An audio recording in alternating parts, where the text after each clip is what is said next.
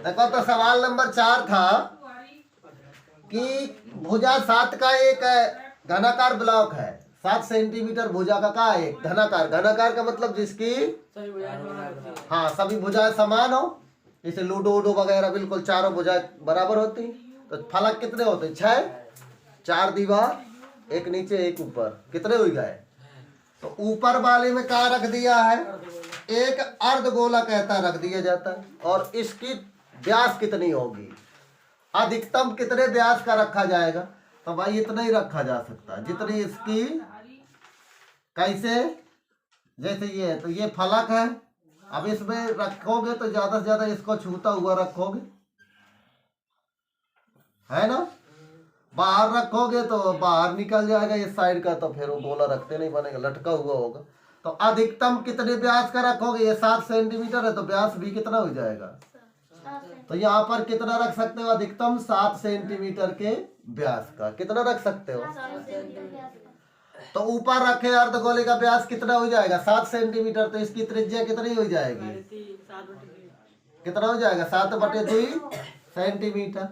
घन की भुजा तो दी थी 7 सेंटीमीटर। अब कहता था कि अर्धगोले का अधिकतम व्यास क्या होगा और इस प्रकार बने ठोस का पृष्ठीय क्षेत्रफल। इसका पृष्ठीय क्षेत्रफल, तो ठोस का पृष्ठीय क्षेत्रफल, इसमें फलक कितने होते हैं? 6। तो 6 गुणे भुजा स्क्वायर प्लस ये वक्र पृष्ठ इसका लगेगा, क्योंकि आधार का है ऊपर वाली छत से जुड़ा है, इसलिए आधार का क्षेत्रफल हटा के लिखेंगे। तो वक्र पृष्ठ का होगा 2πr²।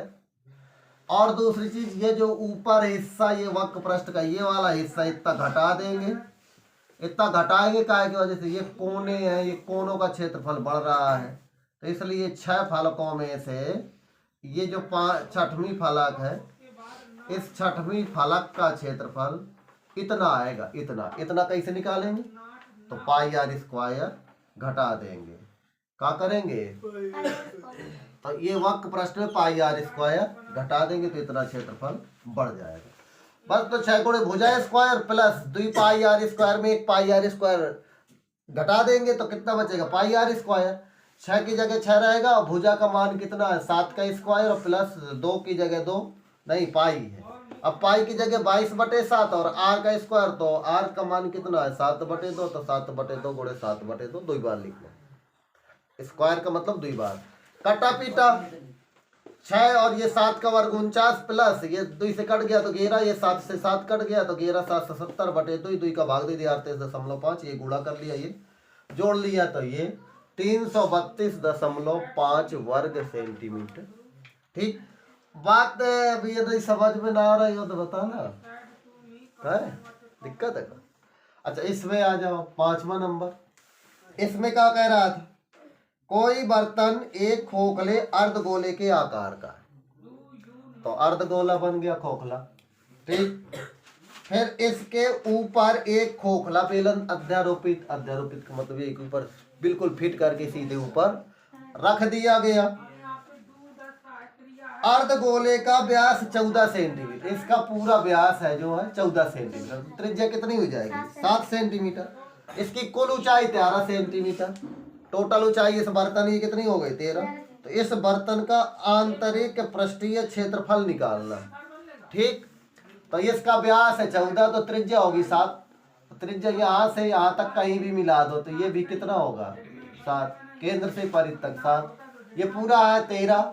13 में चले जाएंगे 7 तो इतना हिस्सा कितना बचेगा? केवल बेलन की ऊंचाई कितनी बचेगी? 6। इतना बचेगा कितना? 6। ये 13 थी पूरी, ये त्रिज्या हटा दोगे गोलाई वाली तो कितना बचेगा? 6 सेंटीमीटर। तो बस त्रिज्या तो दोनों में काम करेगी 7 ही, तो ये उभयनिष्ठ हो गई। गोले का व्यास 14 तो त्रिज्या आ गई 7 सेंटीमीटर। ये 7 सेंटीमीटर दोनों के लिए काम करेगी, चाहिए बेलन हो और चाहिए। ठीक मोहित आ गया। संपूर्ण ऊंचाई 13 थी तो बेलन की ऊंचाई 6 रह गई, तो बर्तन का आंतरिक पृष्ठीय क्षेत्रफल क्या रह जाएगा?